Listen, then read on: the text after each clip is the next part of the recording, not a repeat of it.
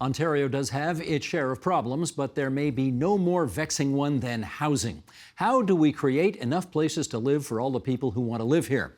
Mike Schreiner has some ideas, and he's put them in two private members' bills currently before the legislature. And the leader of the Green Party and the MPP for Guelph joins us now. Mike, it's good to see you again. Thanks for coming in. Hey, Steve. Good to be here. Here's what you're pitching. Two bills. Bill 44, the Building More Homes by Ending Exclusionary Zoning Act, and Bill 45, the Building More Homes on Major Streets and Transit Corridors Act. What problem are these bills trying to solve? Well, they're trying to solve the housing affordability crisis.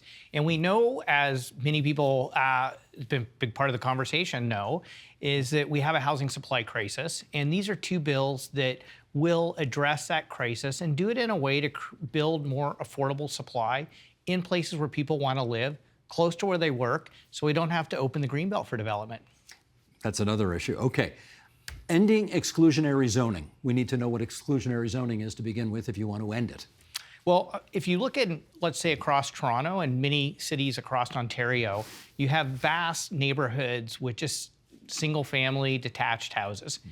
And so this would say, let's make it as of right, so that means you don't have to go through red tape or any planning process to be able to build fourplexes and four-story walk-up apartments. So we can significantly expand housing supply within existing urban boundaries. This was a recommendation that came out of the government's Housing Affordability Task Force.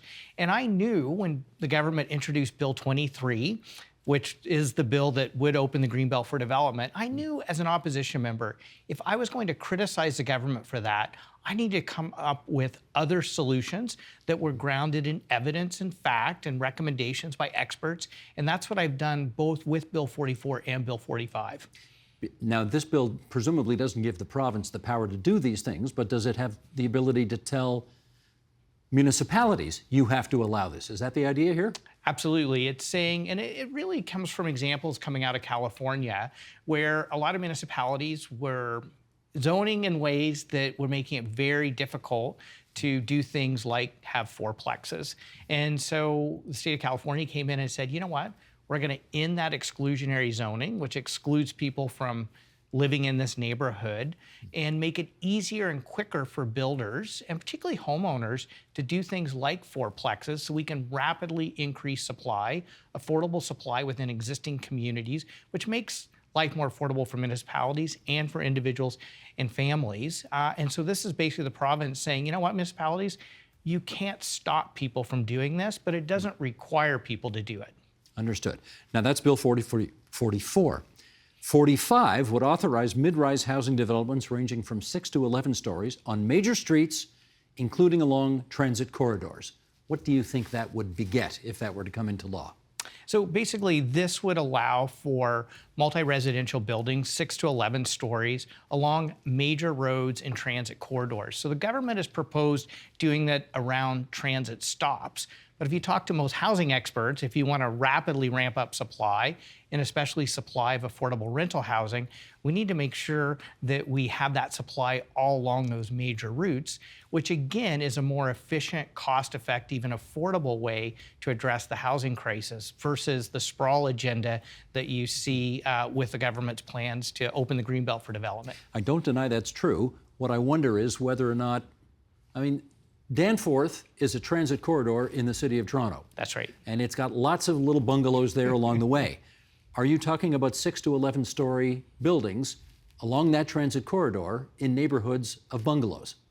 Yes. So if you think of the Danforth, or you just think of almost any major street in the city of Toronto, I think of College or St. Clair's, another one, where you have a lot of shops that are 2, maybe 3 stories.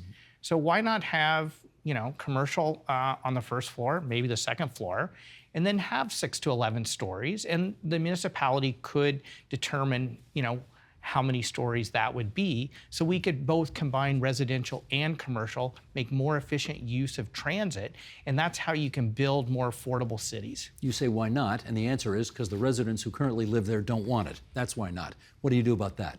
Well, this is a part of what I call a Yes in My Backyard campaign. And here's the reality, Steve. we have to build more homes. We have to do it in an affordable way.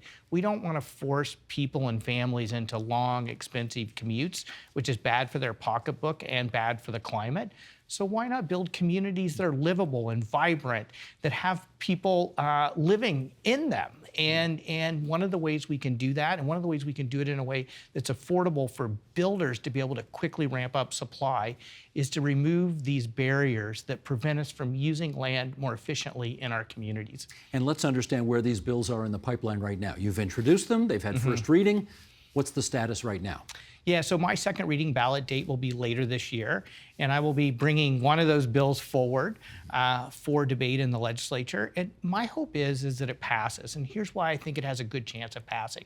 Both of these bills come out of recommendations from the Housing Affordability Task Force that was handpicked by the government. Yep.